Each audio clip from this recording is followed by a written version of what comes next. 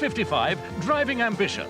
Donna gets her first chance to compete on a racetrack, and her opponent is almost impressed. She's taking go! Women in racing! Bit of a joke, really, especially a novice. I'll have to spread the word this one's a bit different, so no one makes any allowances. At 9:45, Wogan, and his guests Cliff Richard, Michael Parkinson and Jane Lapotaire, with his regular mix of inimitable badinage. At 10:35, Match of the Day features highlights from First and Second Division matches and the March Goal of the Month competition, and also another chance to see the Grand National from Aintree. With the late-night horror, The Mask of the Red Death at 11:35, this is Saturday evening on BBC1. In a couple of minutes, our late film, The Strange Love of Martha Ivers. First on BBC1, we catch up on the latest news headlines with John Humphreys. The leader of Britain's biggest steel union, Bill Stirs, has said he won't sacrifice jobs in the industry to help the miners in their dispute. He said he wouldn't see the steel industry crucified on someone else's altar. The leaders of Lancashire's miners are expected to order them to return to work on Monday. They'd supported a strike on the understanding that there'd be a national ballot. And Britain's train drivers have been told by their leaders to stop all movement of coal. But the Central Electricity Generating Board says there won't be any power cuts until autumn at the earliest. Shell say they've cancelled an £18 million order for a gas pipeline from British Steel.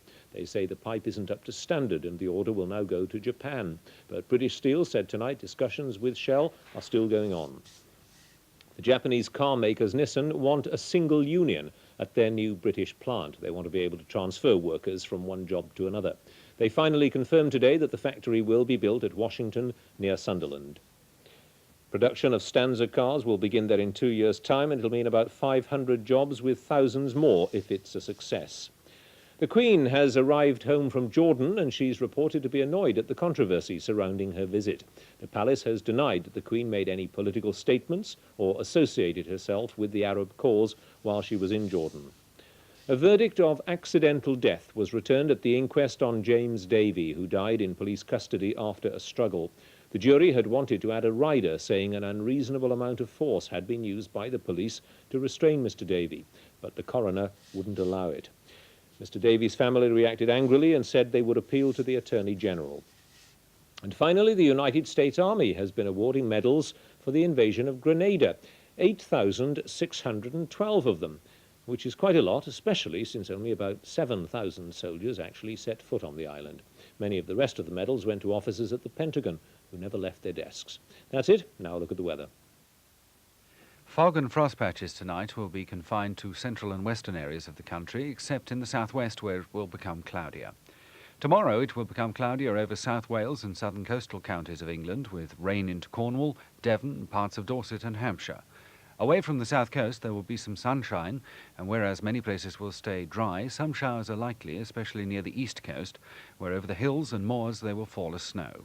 It will feel quite cold tomorrow, with afternoon temperatures ranging from 4 degrees centigrade, 39 degrees Fahrenheit in Shetland, to 8 degrees centigrade, that's 46 degrees Fahrenheit, in Northern Ireland. And that's the weather.